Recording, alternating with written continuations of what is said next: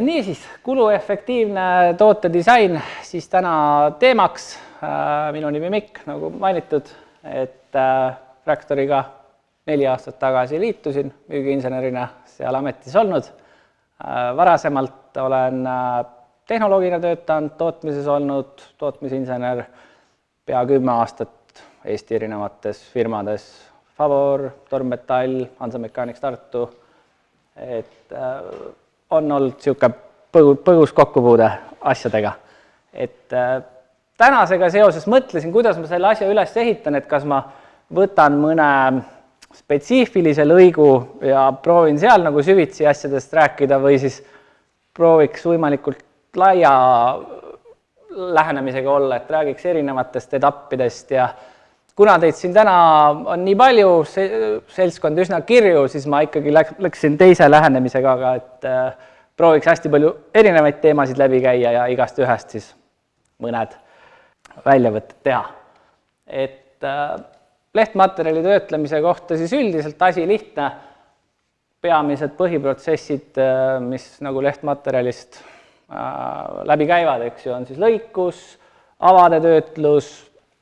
väiksemad abioperatsioonid, olgu siis mingid servade ümardused, mikroühenduste eemaldamised, painutus, koostajakeevitus,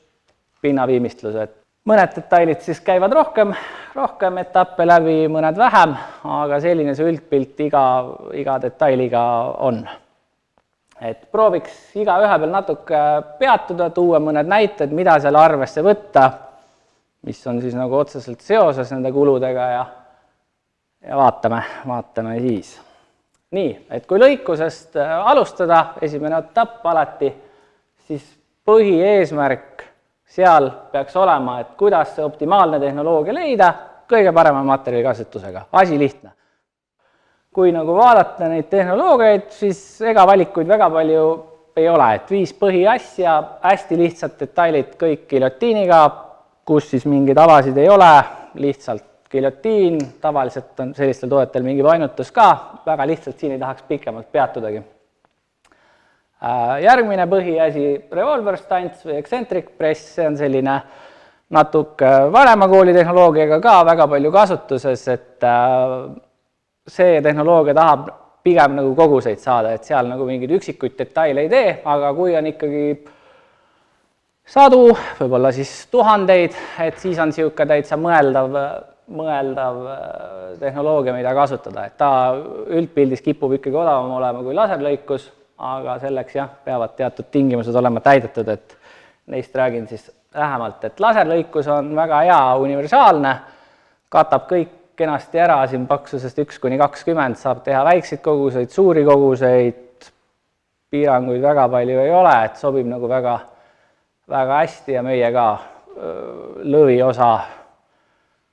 lõviosa toodetest, mis me teeme, need laserlõikusega tulevad. Aga jah, paksemad materjalid siis ütleme, alates 20 ehitusterased, et need siis plasmalõikusega, gaasilõikusega, natuke robustsem tehnoloogia, mitte nii täpne, aga teatud kohal sobiv. Et ma pärast toon mõned näited pildid ka, siis saab nagu paremini kokku panna, mis ikkagi mille jaoks on. Ja vesilõikuse peal väga pikemalt ei tahaks peatuda, see on ka ikka pigem nagu väga paksude materjalide tegemiseks mõistlik valik ja igasugused erimaterjalid, mida teiste tehnoloogiatega ei saa teha, et siis sellisel juhul vesilõikust kasutada. Ja põhiline asi, et kui see tehnoloogia pilt on nagu enam-vähem selge, kus mingit toodet nagu teha, või kus nagu mõistlik oleks teha, et siis oleks vaja see materjali kasutus võimalikult heaks saada, et kui mingisugust toodet nagu joonestada, siis võtta nagu arvesse seda toormaterjali kõik, millest seda tegema hakatakse. Et ma panin siia need põhilised suurused kirja, mida nii-öelda alati võiks arvestada või kuskil kuklas peaks olema, et kui mingit toodet teha, et mis leheformaadile see siis mahtuma peaks. Et lehest detailide puhul see materjali osa hinnast on lihtsalt nii suur, kohati võib-olla ongi, et see materjal on 70%, kogu töö 30%, et mida sa sellest tööst siis nagu nii väga seal optimeerid, kui enamus on ikkagi materjaliga seotud, et siis see on nagu tegelikult see põhikoht, mis on vaja nagu võimalikult heaks saada, kui niisugusest kuluefektiivsusest rääkida. Ja mõned niisugused asjad veel, mida arvesse võtta, et noh, selline minimaalne ava on üks asi, mida alati jälgida, et niisugune rusikareegel nende kõigiga on, et minimaalne ava võiks siis olla sama, mis materjalipaksus, laserlõikusega saab ta vähem olla, kui on vaja, et ka asi nagu mida mõelda, et oleneb, mis laadi detail on, et kui siin Milremi meestel on mingisugust niisugust masinaehituslikku detaili vaja, mis on väga täpne, siis ilmselgelt võiks juba laserlõikusega niimoodi arvestada, et see on see, mida läheb vaja, aga kui on tõesti niisugune robustsem ehitusvaldkonna detail, siis kus avad on siis suuremad, siis võib juba plasmalõikusega või mõne lihtsama tehnoloogiaga arvestada. Ja natuke mainisin ka, et see vajalik täpsus, lihtsalt laias laastus, kas see toode, mis sa teed, on see nagu pluss-miinus 0,1 või on see pigem niisugune pluss-miinus 1 millimeeter, et selliste asjade pealt saab nagu teha mõningaid hinnanguid, et asi võimalikult hästi saaks toodetud. Et me oleme siin Fractoris ka niisugused põhitõed nagu kirja pannud või mille abil nagu orienteeruda, et mis tehnoloogiat nüüd valida, et siis me oleme ka nagu materjalipaksuste kaupa, materjalide grupid ja mis paksust siis on niisugune hea, mis tehnoloogiaga lõigata, ja siis avade osa ka siin, et pärast, kui see minu plokk läbi saab, siis saame jagada, kellel huvi on, et üks on siis nagu see lõikuse osa, et mida kus kasutada ja siin on erinevad leheformaadid ja keerme eelavad ja kõik sellised igapäevased asjad, mis on hea, kui joonestad, siis on kohe nii-öelda käe juures. Aga kui võib-olla natuke siin masinatest rääkida, siis enne ma mainisin siis need revolverstantsid, et nende niisugune eelis on see, et nendega saab siis erinevaid vorminguid teha, mida nagu laseriga on nagu välistatud, et siis seda laadi tooted näiteks, et kus siin on võimalik siis stantsiga ilusti ära lahendada. Aga stants jah, ta on selline, tal on niisugune trummel, seal on mingisugune 40 tööriista pesa, üsna niisugune, seadistusajad on pikad nendel masinatel tihti, et kui toode on keerukas, siis paned seal pool tundi, võib-olla rohkem, et ainuüksi üldse masina ära seadistada, et kui tegelikult asja saab laseriga ka teha, siis sul on selle aja peal juba detailid ammu laseriga tehtud, kui stantsi jõuad tööle panna. Et stantsi jaoks jah, on vaja kogust, kui seda on ja tööriistu on, siis on ta igati tehnoloogia nagu omal kohal. Et jah, seda laadi tooteid see aasta oleme kindlasti üle 10 000 tükki teinud, et siis selle jaoks nagu väga hästi sobiv, et ühe masinaga löödki välja, teed need vormingud ära, kõik saab tehtud kiiresti, et sellistel juhtudel võiks siis seda kasutada. Aga kui materjali kasutusest mõningaid näiteid tuua ka, mis siin selle või varasemate aastate jooksul läbi on käinud, siis siin on üks päiksepaneelide selline alusraam, kus kliendil oli nagu nägemus väga selge, eks ju, mis need kaldenurgad olema peavad, mis need enam-vähem gabariidid võiksid seal olla ja sellise küsimusega nagu meie poole pöörduti, et niisugust asja oleks vaja, see peaks piisavalt jäik olema ja siis me pakkusime sellise lahenduse välja, et paljutuse mõttes näeb niisugune mõnevõrra huvitav välja, aga kui me ta selliseks pinnalaotuseks ära teeme, siis ta on tegelikult niisugune ilus ristkülik, mahub niisugusele suure 1,5x3 lehe formaadile ideaalselt ära, jääki on väga minimaalselt ja kõiki neid eelnevaid punkte, mis ma nagu mainisin, on siin arvesse võetud, et materjali kasutus oleks ideaalne, tegelikult selle mõõtude, kuju ja lahenduse poolest ta sobib nii laseri kui stantsi peale,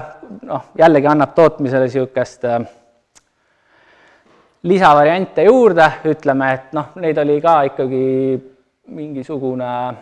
2000 tükki, mis me tegime päris suur kogus, et siis sul on tootmises ka nagu paindlikum, et mõnda teed laseriga või sul on võimalus teha stantsiga, kui tahad, et erinevad asjad on kaetud. Lisaks veel olin siia pannud ühe 6 millisest materjalist mingi kande kandetala niisugune, et ka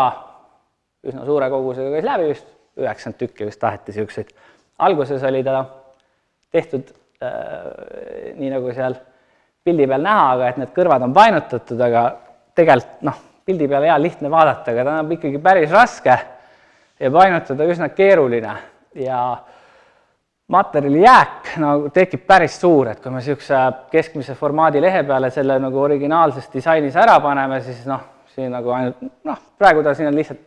lihtsustatult, et 3 detaili lehele ja kui nüüd 90 tükki on vaja, siis on päris arvestatav hulk, mis siin jääki läheb, et siin sai nagu teisipidi välja pakutud, et lõhume ta hoopis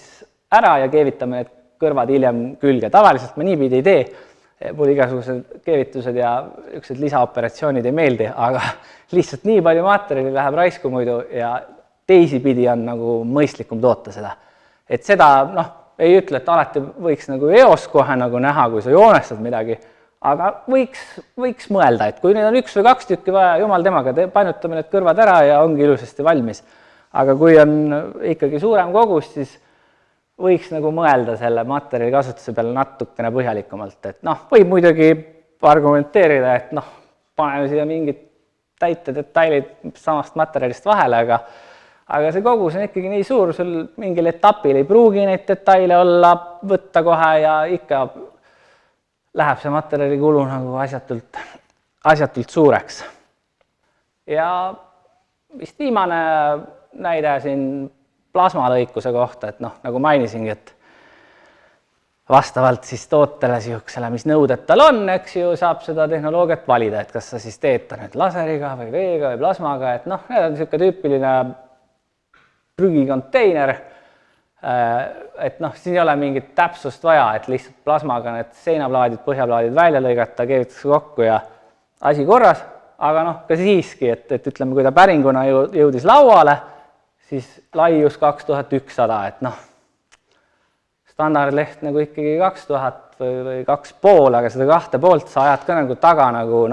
ei ole nii lihtsasti saada ja siis ei ole neid pinke võib-olla nii palju, mis niisuguse lauaga on, et siis jah, hetkel me lahendasime seda nii, et me lihtsalt lõikasime pooleks võimalikult nagu varjatud kohast, kus ta pärast näha ka ei jää ja tegime ta sedasi, aga oleks kuulim olnud, kui ta oleks nii-öelda eos juba arvesse võetud ja niimoodi tehtud, et ei ole nagu mõtet seda disaini nii keerukaks ajada, et telli all on selles suhtes nägemus, et ta tahab, et sinna mingi teatud kuupmeetreid asju sisse mahuks ja siis võiks selle disaini natuke teistmoodi teha, et oleks lihtsam toota. Nii, aga jah, lõikuse plokk sai praegu läbi, kiirelt liiguks painutuse peale. Painutuses asi number 1, mida jälgida, standardprotsess. Kui küsida, mis see standardprotsess siis nagu painutuses tähendab, siis ei olegi lahendus nagu leiab sealt sama painutuspingi pealt, kuhu on kõik need tõed külge needitud, juba 40 aastat, ma arvan, on need seal küljes olnud, et midagi uut siin ei ole. Et me oleme selle, inglise keeles air bending force charti siis lahti lammutanud, teinud sellest sellise digitaalse variandi,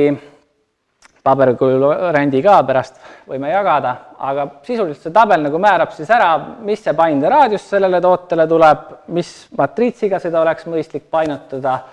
millised need minimaalsed servapikkused on, mida saab teha. Ja kui juba sealt suunalt nagu hakata astuma, siis on nagu üsna hea tõenäosus, et see toode on lihtsasti tehtav. Aga mitte ainult sellest muidugi ei piisa, et siin on meil ka lihtsalt pildina praegu nii-öelda sellest ühest tootest, mida me oleme siin jaganud huvilistele, et mida arvesse võtta. Aga et ainult sellest ei piisa, et lisaks, et see neid põhitõdesid jälgiks, peaks proovima nagu seda protsessi mõista ja et see teostus oleks lihtne sellel painutusel. Et ma panin siia igasuguseid erinevaid templiprofiile või tööriistaprofiile nii-öelda, mida kasutatakse, et kuidas mingit toodet üldse teha, et see tööriista valik peab ühest küljest päris lai olema, aga et kuidas seda teostust siis lihtsana hoida,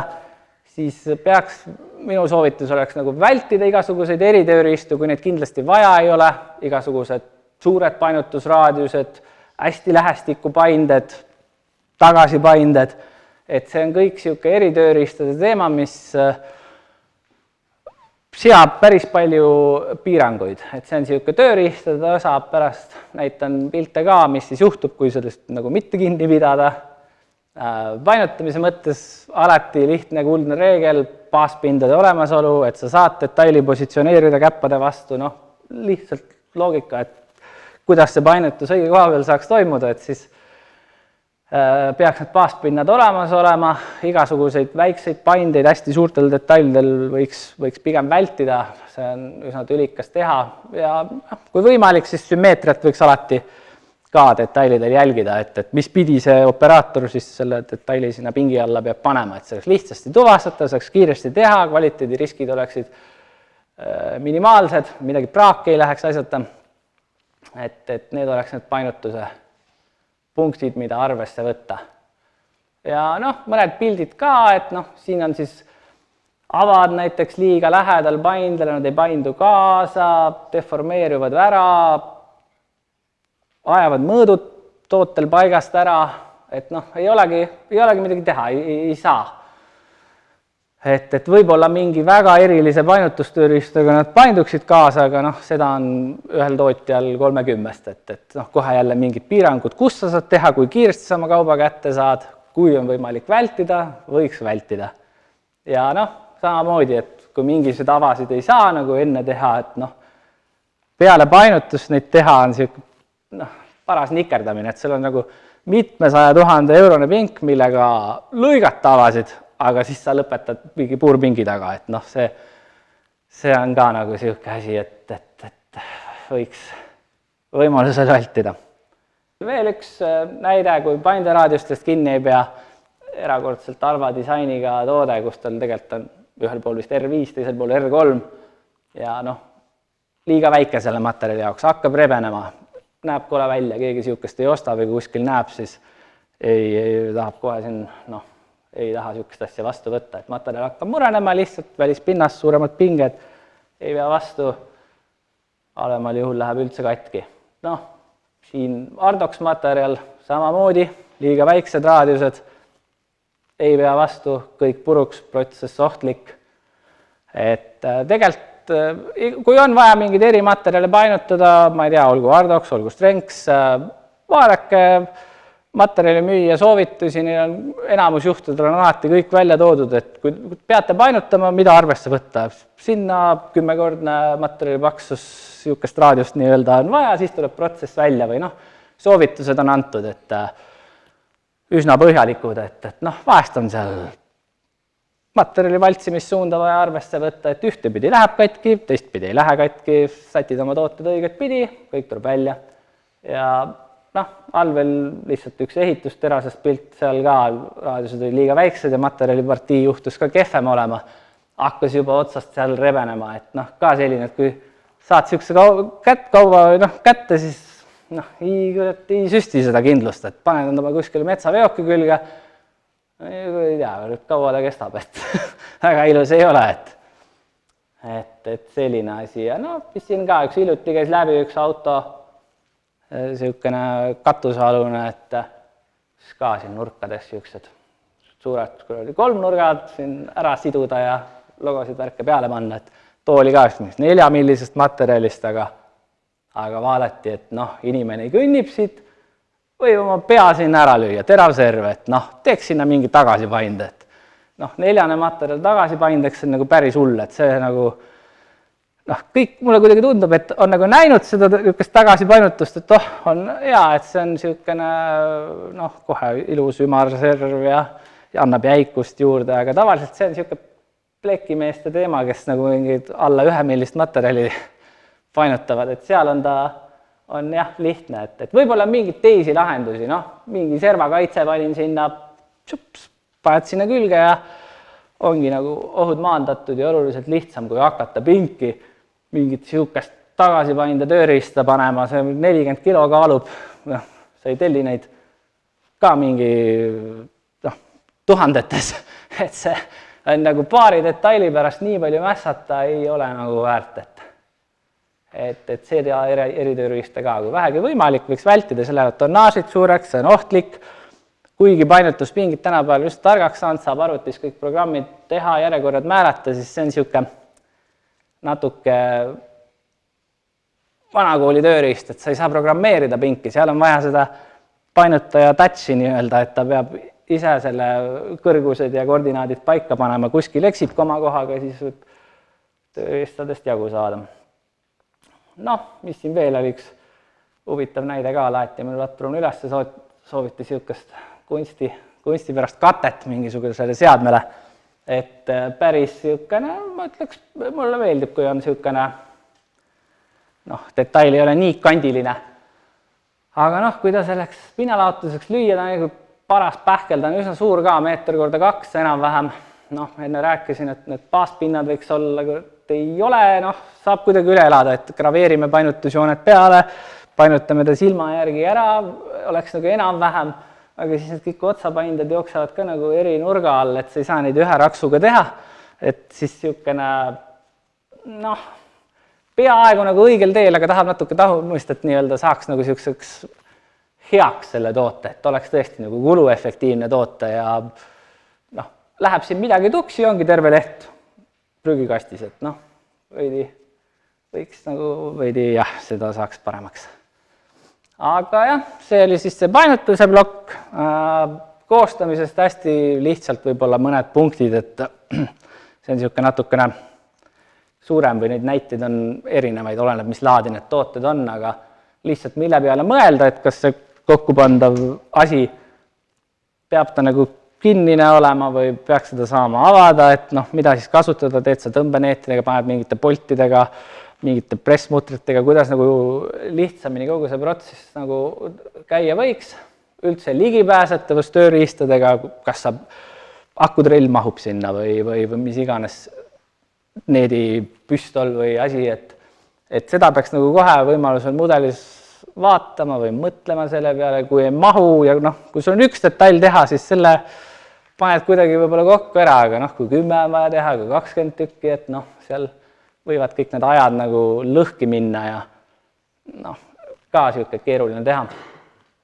Lihtsa märkusena veel detailide tuvastamine, kui sul niisugune koost on, kus võib-olla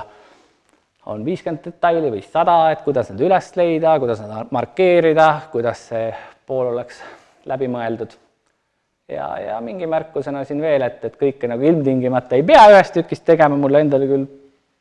meeldib, sest kui jupp on vähem, siis on lihtsam, aga alati see ei pea nii olema, et tein ühe näite ka siia, küsiti üksed maaraamid, et peaks need olema endale õhksoojuspumpadele, maja külgede peale pannakse. Hiinast ostetud aastakümneid. Ja siis, kui see koroona jant algas, siis täitsa alguses, siis ju läksid kõik need transpordikanalid, asjad läksid lukku ja jäid aeglaseks, et siis uuriti, et kas saaksite midagi sellist pakkuda, et anti niisugune näidis kätte, vaatasin, mingi otseselt keerukat siin ei ole, aga lihtsalt väga mõnevõrra nagu jaburalt lahendatud, et kõik need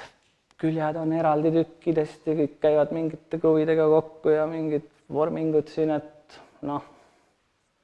teha nagu saaks, aga peaks seda asja veidi timmima, et siis siin on see originaaldisain, siis sealpool tegime ta ümber, et kogu see raam iseenesest on ühest tükist painutatud, ei ole vaja neid erinevaid külge kõiki kokku panna, et kui mõelda, et neid tellitakse konteineritega, igas nurgas 2, 4, 6, 8, 16, seal tuhandeid mingid mutrid ja polte, mida kõik on kokku panna, et seda ka ei ole vaja, et masinad on nagu ägedamaks, võimekamaks muutunud, me saame neid asju ühest tükist teha, mingeid eraldi jalgu ei ole siia vaja, jälle eraldi detailid, lihtsalt põhja natuke suuremaks, asja lihtsamaks, aga see on nende toodete lugu, mida kunagi ammu on tehtud ju, kui me ei eksi, siis kõikide nende tööriistade jaoks on veel need Xcentric-tantside tööriista, seal klient vist maksis 20 000 eurot, et nagu üldse tootmisega alustada, aga seda saab ka nagu tänapäeval lihtsamini teha. Ja eelviimase teemana kiiresti keevitusest. Mina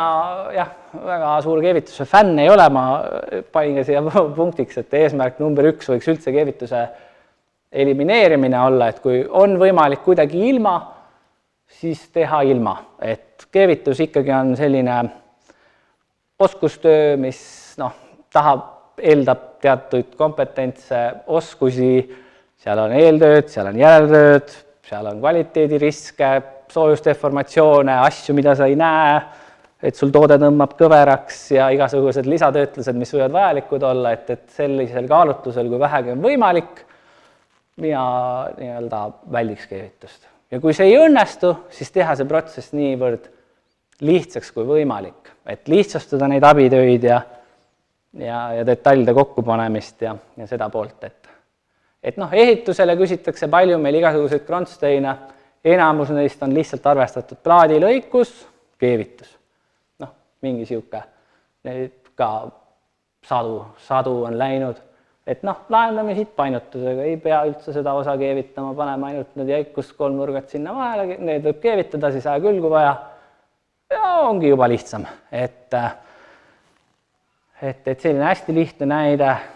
kõikvõimalikult tapilahendused, kuhu detail panna, lihtsam, et ei pea midagi eraldi mõõtma hakkama, kriipsutama peale, kuhu kaugusele, see kõik võtab aega. Aga kui sa saad panna ta tõks kokku, lased oma õmblused ära, kohe teine tera.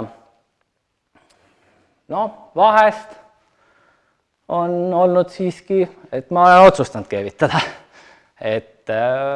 Saaremaale oli vaja mingid jalgrattahoidjad. Alla läheb põhjaplaat ja sinna ümber siis ratas. Siukseid küsiti 84 tükki, 20-sest materjalist, päris paks. Ja kogu sisu originaali järgi läheks jääki või seda teen nende sisudega, siukest ovaalidega, et sinna nii palju neid, kus ma neid täiteks siis kasutan. Et siin sai pakutud, et teeme ta pooleks, et enam-vähem midagi sellist seal, et materjali kasutus kohe parem, ja nii ta käiku läkski, et siit need õmblused sõks teha ei ole nii suur töö, et arvestades kogu seda materjali mahtu, mis muidu tarvis läheks. Et võib ka selliseid juhtumeid olla, et siiski eelistada keevitust. Ja siis sellest seeriast, et kui midagi on väga kaua aega toodetud, mingisugune käia teritaja on see, vahtsin raha ma ei ole täna mängu toonud, aga siis siin on ainuke koht vist, et 47 € eest võimalik osta. Aga et see korpus, kus see rullik sees on, et toda ka 4 osast tehtud, iga ühe jaoks mingi oma stants, enne giljotineeritakse toorikud, siis tantsitakse, painutatakse, kuna need on seal eksentrikul tehakse, need õlised käivad veel pesus, siis lähevad keevitusse, ilgelt palju operatsioone, kes tootmisest toimetanud,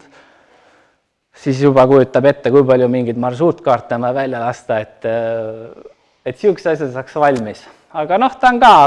kunagi ammusest ajast on niimoodi tehtud ja mingid tööriistud on olemas ja lihtsalt on elu läinud niimoodi edasi, aga tegelikult ka saab lihtsalt ühest tükist teha, et lõikame laseriga välja, painutame ära, solid tükk ühest tükist, jäikust parem, keevitust pole vaja. Ja veel sellest seeriast, et masin ise just peaks olema selline, et kellel on liikumisprobleeme, et siis ta aitab püsti tõusta ja igasuguseid istuda, siuke toode ja siis seal on erinevad raamid ja ka vanast ajast tehtud, lihtsalt siis ei suudetud painutada veel niimoodi, et seda kogu raami ühest tükist teha, et olidki eraldi tükid, kõik lõigati, painutati eraldi ja siin veel isegi toimus mehaaniline töötlus peale keevitust, et ülikeeruline lahendus, väidetavalt siukse sisuga, et mehtöötlus peab pärast olema, kuna täpsust ei ole võimalik tagada, aga laser tänapäeval saab väga edukalt hakkama nende täpsustega, mis siin tegelikult vaja on, et ka siuke koht, et kes võib-olla tootmises kõnnib ringi, näeb mõnda toodet, mille saaks paremini teha, siis selleks on tõenäoliselt võimalus olemas. Jah, mis veel? Lehtmaterjali ja laserlõikusega saab väga palju igasuguseid rakiseid teha, olgu siis keevituse jaoks, kontrollimise jaoks, täitsa sihuke maailm, mis tõenäoliselt läheb aina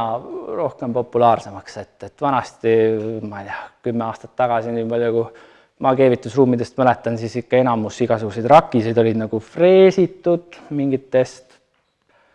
X-materjalidest ja asjadest, et ülikallid, võtavad aega, millal keegi selle tehnilise lahenduse välja mõtleb. Tegelikult, kui sul on laservink olemas ja natuke nuppu, siis sa saad nagu väga lihtsaid rakiseid teha, vajadusel oma keevitajatega rääkida, sul saavad oma keevitajad selle rakise kokku panna, võib-olla mingit lisanõu anda, et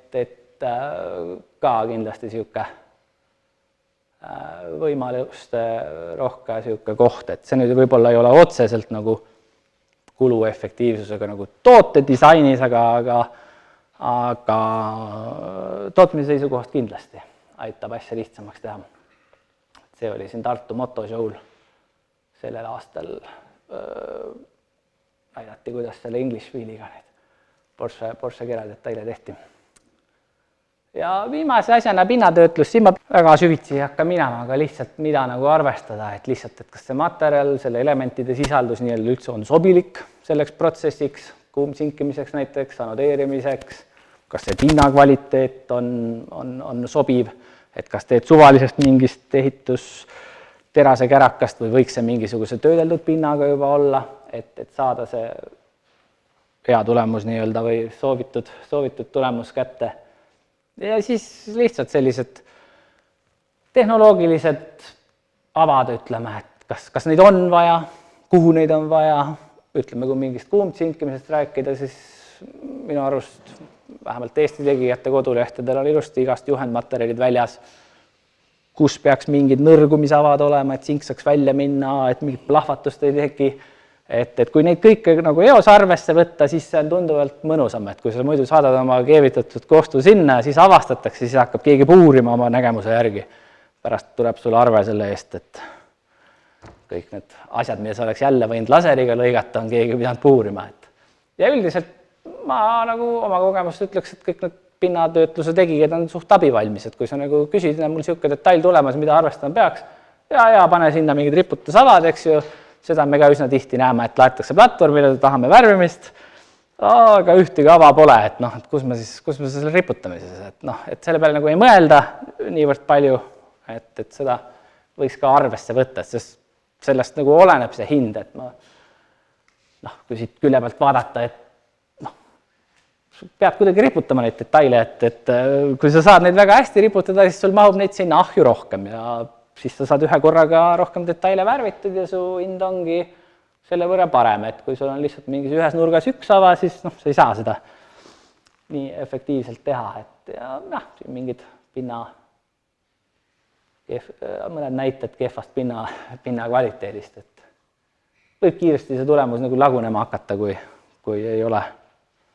võib-olla kõik päris nii hästi läbi mõeldud, nagu võiks. Vot, nii saigi läbi.